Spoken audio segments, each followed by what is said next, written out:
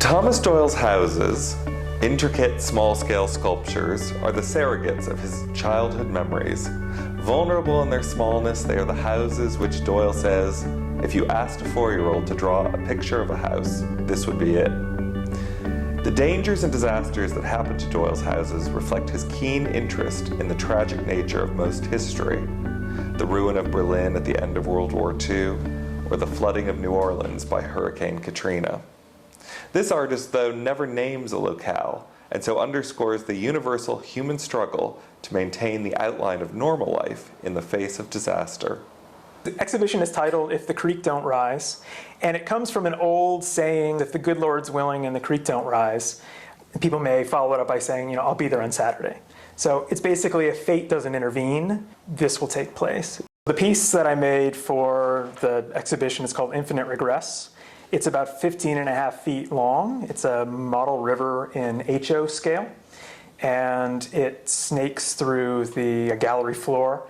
The river is dammed in 2 places with huge mounds of household goods and trash. And then down in the valley, carved out below, is a house with a pool and a patio. There's one way to look at it which is about American ingenuity. Like, well, if we just, there's this land here, why don't we build a house down there? We can own this. There's another way to look at it, that it's just the household goods and the trash that's built up. It's dammed a river, but it's made a beautiful thing in its place. You can look at it as polluting the river, which I've spoken to people at the museum. That's the first thing they think about.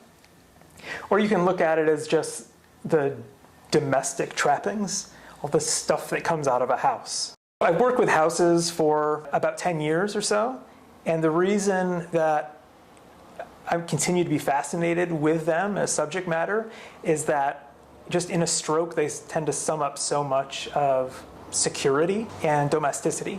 So it's shorthand for safety in America.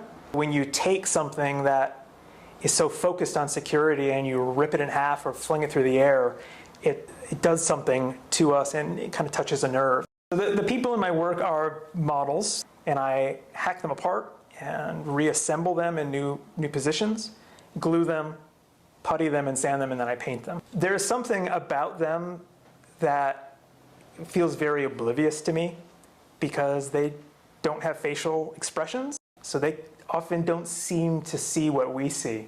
The Thomas Doyle Show is a great example of how we at the Hudson River Museum want to expand the boundaries and definition of landscape. And I think Thomas is exploring the modern contemporary landscape, how it's compromised in so many ways, certainly in his new river piece, which he's made especially for the exhibition, and how we in suburbia will oftentimes, going all the way back to the time of Thomas Cole and the Hudson River School painters, will come to a compromised landscape. It's a theme we've explored in a number of contemporary exhibitions.